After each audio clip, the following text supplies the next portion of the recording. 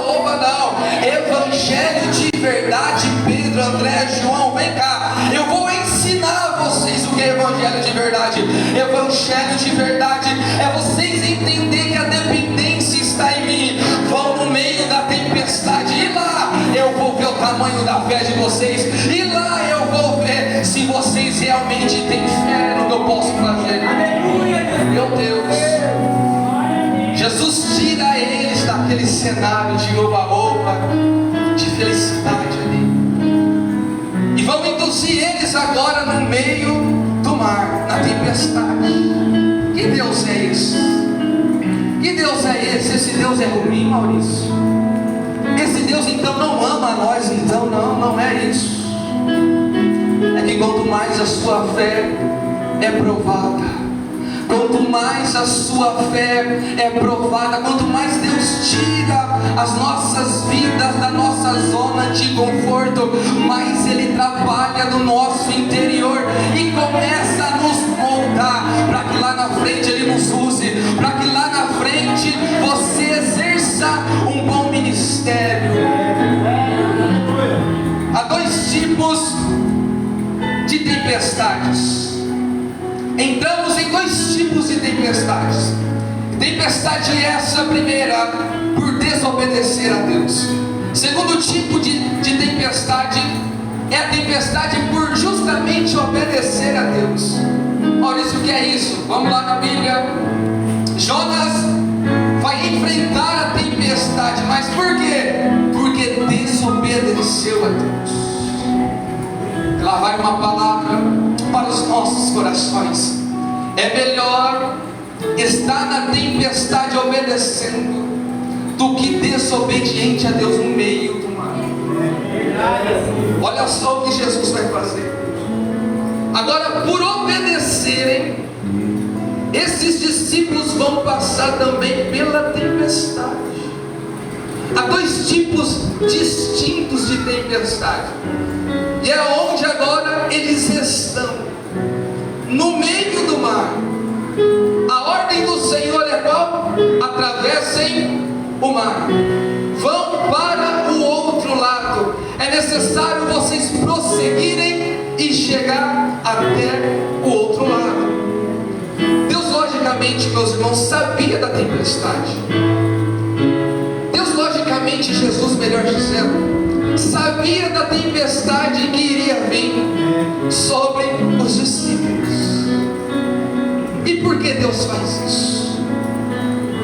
Eles têm que entrar no meio da tempestade para entender quem Cristo é na sua vida. O problema aqui não está em receber a ordem. O problema é fazer com que essa ordem permaneça. Difícil não é receber planos de Cristo. O difícil é permanecer na presença para alcançar os propósitos de Deus na nossa vida. Difícil não é receber ordem. Difícil é permanecer na tempestade quando tudo está dando errado. É você permanecer para que os planos do Senhor venham se concretizar na sua vida. Isso sim é difícil, e os discípulos têm que entender isso. Pedro tem que entender que a tempestade não veio para matar ele. Pedro tem que entender que a tempestade, os discípulos têm que entender que a tempestade não veio para matar eles, mas para dar a eles força, para dar mais ânimo para eles exercer a verdadeira fé em Deus. Receber ordem é uma coisa, mas fazer com que a ordem dê prosseguimento é outra coisa. É nessa mesma lógica de raciocínio que vamos aonde Cristo vai dizer aos discípulos assim: pois muitos são chamados, mas poucos são os ceifeiros. Muitos são os escolhidos, mas poucos são os que querem verdadeiramente colocar a mão no arado. Sabe por quê? Porque quando se deparam com uma tempestade, a oportunidade que tem, a primeira oportunidade é: vou voltar. Está igual o povo lá do Egito: vamos voltar a comer pepino,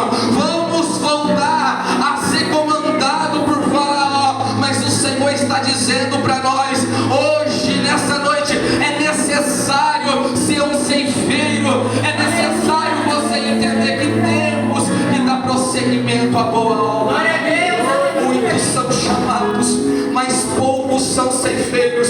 Muitos são os escolhidos, mas poucos são ceifeiros. Nós temos que entender que foi depositado algo em nossa vida, foi depositado algo em você. Você tem um chamado, nós temos um chamado, mas não deixe que a tempestade tire o foco da chamada que Deus te colocou em seu coração. Não deixe que a chamada jovem tire de você. Não deixe que a tempestade tire a chamada que Deus te colocou na sua vida. Pastores, não deixe com que as tempestades do dia a dia te tire de você o propósito de Deus na sua vida. Igreja, não deixe que as tempestades te façam esquecer de quem verdadeiramente Cristo é na sua vida. E hoje Ele te diz: a tempestade pode até vir, a tempestade pode até bater na sua porta, mas maior é quem está conosco, maior é quem está com a igreja. Ele é o nosso Salvador e Jesus Cristo. Aleluia. Não fuja da ordem que Deus te deu. Há uma ordem aos discípulos: atravessem o outro lado. E essa ordem tem que ser concretizada.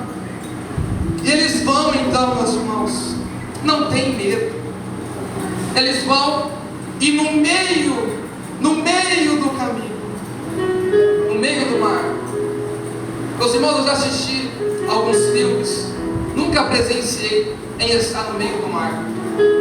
Mas imagine que esse barco não era de grande porte, mas era um barco talvez pequeno.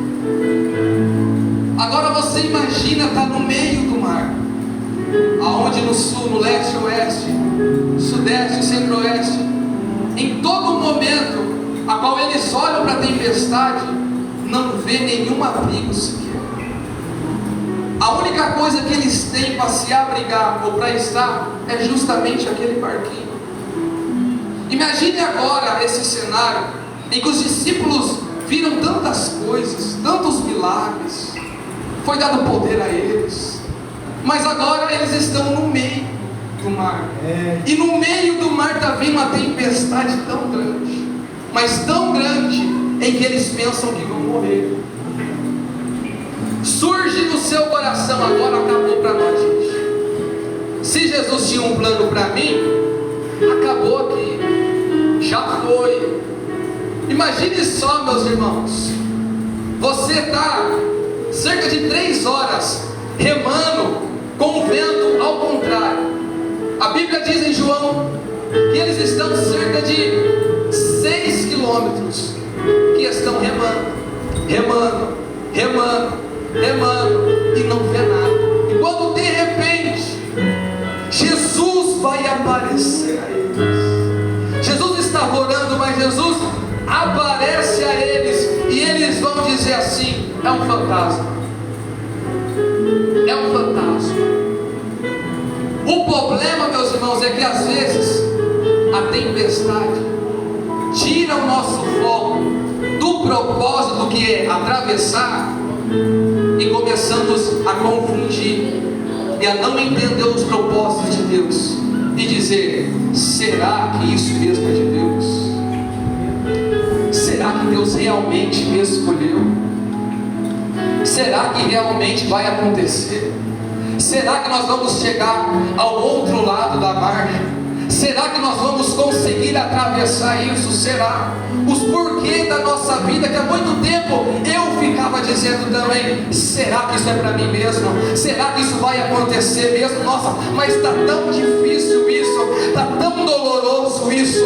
Na hora da dificuldade, o nosso pensamento é esse. Mas Deus hoje quer nos dar uma nova visão, e uma visão espiritual da parte de Deus, uma visão que está lá em Salmos de número 121, aonde o salmista Davi vai dizer assim: olharei para o alto, e de onde me virá o meu socorro? O meu socorro, o socorro dessa igreja vem do Senhor Jesus Cristo, que fez os céus e a terra. É dele que veio o meu socorro, é dele que veio o meu socorro. Essa tempestade te fortalecer. Tem socorro de Deus para nossas vidas, tem socorro do Pai para o nosso ministério, tem socorro de Deus para o nosso serviço, tem socorro de Deus no nosso celeiro. Ele está agindo por causas aqui nessa noite. Eu não te conheço, eu não sei o que você passa, mas o Senhor está vindo com providência do céu. Ele é o teu socorro bem presente na hora da luz.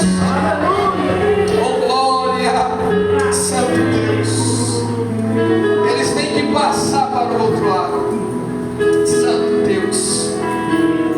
Estão prosseguindo e avistam Jesus e falam: é um fantasma. A sensação de medo bate. E o que vamos fazer então? Meus irmãos, eles avistam Jesus e digam: não, é Jesus, eu acho que é Jesus. Mudam já a sua concepção, porque Jesus vai dizer uma palavra a eles: não temas, sou eu. Ei Pedro, sou eu que multiplicou o pão. Ei Pedro, sou eu. Ei discípulos, ei João e André, sou eu. É difícil reconhecer a voz de Deus nessas horas, mas Jesus vai dizer somente uma palavra: sou eu. E o mais atrevido, que é Pedro, vai dizer: Senhor, se é tu mesmo, faz-me ir até aonde o Senhor está. Jesus não está no barco, Ele está no meio da tempestade. E podemos aplicar algo nisso daí, em que a tempestade da nossa vida, a dificuldade da nossa vida, é somente o caminho para Jesus se achegar até nós. Ele chega andando na tempestade. Quando Pedro diz isso, Pedro foi ousado e vai até Jesus. Mas aqui podemos entender que, para esses discípulos, eles tinham como segurança o barco. O barco é a segurança deles. Pedro não, mas e do resto? Porque se fosse assim, os discípulos também iam junto com Jesus, mas preferiram ficar confiando em um barco do que confiar em Cristo. Eles confiam no barco, e o barco, meus irmãos, nos traz a leve sensação que estamos seguros. Já foi dito de barco aqui, mas seja qual for o barco que você está na sua vida, não é o dinheiro que vai te ajudar, não é a classe social que pode te ajudar, não é a empresa que pode te ajudar, não é a sua empresa que pode ajudar, não é o carro, não, mas se acabar tudo eu vendo esse carro, não é o carro que pode ajudar. Maurício, eu tenho amigos que podem me ajudar, não é o amigo que pode te ajudar. Eles não são o seu porto seguro mesmo é Cristo. Ele mesmo ao qual temos que confiar, Ele é o nosso barco ao qual temos que nos refugiar. Eles não entendem que a segurança está verdadeiramente em Cristo. Eles não entendem que Cristo é a sua confiança. Nós temos que confiar em Cristo. Salmos vai dizer: aquele que habita no esconderijo do Altíssimo, a sombra do Onipotente descansará. Direi ao Senhor: esse é o meu Deus, o meu refúgio e a minha fortaleza. Ele me livra do laço do passarinheiro e da peste perniciosa. Ele é o teu socorro, bem presente na hora da angústia. Ele é o seu porto seguro. Ele é o Senhor que te salva, é Ele que te vivifica, é Ele que te salva, é Ele que vai fazer você entrar no reino dos céus. Uns confiam em cavalos, outros confiam em seus carros, mas a nossa confiança tem que estar em Deus, a nossa confiança tem que estar em Cristo, a minha e a sua confiança tem que estar no Senhor Jesus. Glória a Deus, aleluia. Ele sai da tempestade, ele sai do barco, melhor dizendo, está caminhando até Jesus. E quando ele está indo até até Jesus, a Bíblia diz que ele vai olhar para a direita e para a esquerda, para a tempestade da sua vida. E quando ele olha para a tempestade, logicamente é natural, ele começa a afundar. Aí quando ele está prestes a afundar, Jesus vai segurar na sua mão e dizer: Pedro, poucas fé tem em mim. Pedro, vem cá, porque eu sou o seu porto seguro. Pega Pedro novamente, leva ele ao barco. E a Bíblia diz assim que o vento só cessou, o vento só parou quando eles entraram no barco. Aqui não diz, mas se o vento e o mar obedeceu, teve palavra de Deus, teve palavra do Senhor Jesus Cristo dizendo: acalma vento, acalma mar, agora eu estou junto com eles. Lembra do começo onde eu disse que é melhor estar na tempestade com Cristo? Porque quando você achar que vai morrer no meio da tempestade, Ele vai te segurar pela mão direita e te ajudar a prosseguir. Aleluia! Glória a Deus! Olha só, eles entram no barco. E quando entram no barco, a calmaria chegou no barco agora. Mas há muitos aí que dizem, eu não quero falar nomes de igrejas, os gregos também confiam até hoje nisso, em que há um Deus para fazer tal coisa, em que há um Deus para acalmar tal coisa, há santo para rezar por nós, para lutar por nós, há outro que traz chuva, há outro que faz tal coisa e tal coisa, mas o nosso Deus, Ele tem poder de acalmar a tempestade. Em João capítulo de número 6 e versículo de número 22, a Bíblia vai dizer assim: quem é este que até o vento e o mar lhe obedecem? Quem é esse? Jesus Cristo. Glória a Deus. Me desculpe, igreja católica, mas o meu Deus é um só, a qual faz todas as coisas. O nosso Deus é um Deus a qual faz todas as coisas. Em Mateus, no capítulo de número 28, pois foi me dado todo o poder no céu e na terra e debaixo da terra. Ele tem todo o controle em sua mão. Ele faz e desfaz quando quiser fazer. Ele tem ordem para fazer, para lutar.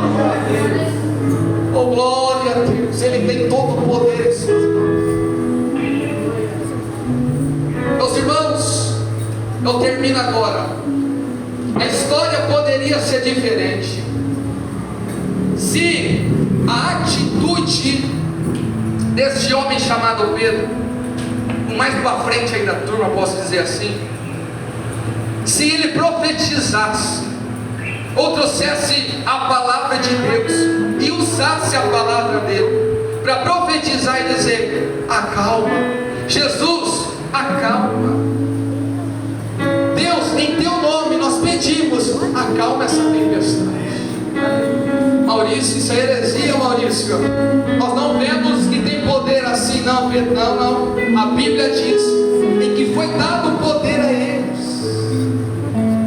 Meus irmãos, e talvez você pode dizer assim: não, mas foi só em Atos dos Apóstolos. Sim, eu concordo com você, mas Jesus diz assim: vou deixar outro consolador. Jesus estava com eles, Jesus via eles.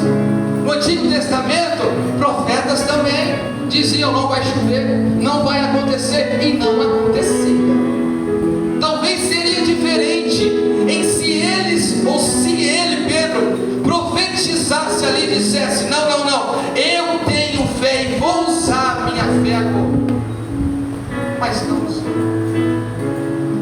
Mas nós vamos ver um Pedro maduro no capítulo de número 3 de Atos dos Apóstolos, versículo de número 1, está lá o coxo na porta formosa. Olha só, chega então Pedro e João. Aí Pedro vai dizer assim: não vou te dar esmola, o que eu tenho eu te dou, levanta e anda. Ele profetizou a palavra de Deus, ele entendeu a tempestade daquele homem e disse assim: não, um dia eu sofri por não profetizar profetizar, mas agora eu vou profetizar, agora eu vou proferir a palavra do Senhor. Levanta e anda, homem, levanta e anda. A palavra de Deus diz em Atos dos Apóstolos, em que ele começou a levantar, o que estava atrofiado não se atrofiou mais, ele começou a pular, a gritar e louvando ao Senhor Jesus Cristo dentro do templo. Use a palavra do Senhor. Intuito este quinto evento, avivados pela palavra. Seja avivado realmente pela palavra. Use realmente a palavra de Deus. Vamos usar realmente. Não vamos ficar focados no problema, não. Deixe sair de lado, meu irmão. Todo mundo tem tempestade, todo mundo passa pela tempestade, mas chegou a hora de você e eu profetizarmos e dizer: Senhor Jesus Cristo, a tua palavra diz que eu posso profetizar, então eu vou profetizar. Glória. Lembra lá em Ezequiel, no capítulo de número 36, eu não estou enganado. Esse homem chamado Ezequiel vai ser levado pelo Espírito a um lugar onde tinha um vale sem vida, de ossos secos e sequíssimos. Mas é neste lugar onde Deus vai dizer a Ezequiel: Ezequiel, pode esses ossos reviver? Ezequiel vai dizer assim: Senhor, só tu sabes. Aí Deus vai dizer para ele assim: então profetiza, abre a sua boca, porque a minha palavra está na sua boca. Ezequiel começou a profetizar, e foi visto ali reboliços, e começou a entrar nervos, e começou então aqueles ossos, começou a reviver, e o Senhor Deus reavivou todos aqueles ossos, e uma grande multidão se levantou por alguém que profetizou, por alguém que realmente usou a palavra de Deus ao seu favor. Glória a Deus. Use a palavra do Senhor Jesus Cristo. Determine hoje, determine agora. Vamos orar ainda, a pastora creio que vai orar. Entenda, meus irmãos, que a tempestade que você está passando não é maior do que o seu Deus. Ele sabe até onde você aguenta, Ele sabe até onde você vai com suas forças, mas é quando as suas forças se acabarem, o Senhor vai pelejar por você. Profetiza para a sua família. Aquele filho que você acha que não tem jeito mais, profetiza na vida dele. Use a palavra do Senhor. Ah, Maurício, a minha família usa a palavra. É o meu carro, Maurício, usa a palavra. É o meu celeiro, Maurício, usa a palavra de Deus. Use aquilo que Ele te entregou, e você verá que Ele irá pelejar por você. Amém, meus irmãos? Essa foi a palavra do Senhor que Ele colocou em meu coração. E as palmas que louvam o Senhor dispensa com o Senhor. Deus abençoe.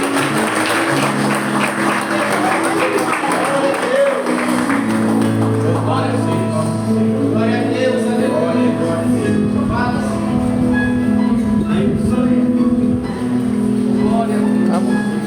Aleluia. Glória a Deus. Aleluia. Glória a Deus, igreja. Glória a Deus, igreja. Maurício trazendo a palavra nesta noite. E me passou um filme ali. Eu me converti na Maravilha de Jesus, onde o Pedro, está hoje. O Henrique foi ungido, a primeira unção do Henrique foi na Maravilha de Jesus. Muito jovem mesmo. Quem ungiu ele foi o pastor Leonel Silva, presidente da Maravilha de Jesus, que já faleceu. E hoje está a mulher dele, a Marta, se eu não me engano, E naquele tempo, irmãos, quando eu me converti, não era igual hoje. Hoje os jovens têm liberdade de adorar. Porque naquele tempo, o Henrique sempre fala aqui do uniforme, não sei se usa ainda, Pedro usa uniforme vinho branco, cor de vinho branco, não usa mais, tá vendo, irmãos? Já foram libertos. Porque era um uniforme, meu Deus do céu, ele saía parecendo aquele copo de suco, o Henrique fala, né? Ia para todo lugar, irmão, em São Paulo. Ia para todo lugar. E a saia era bem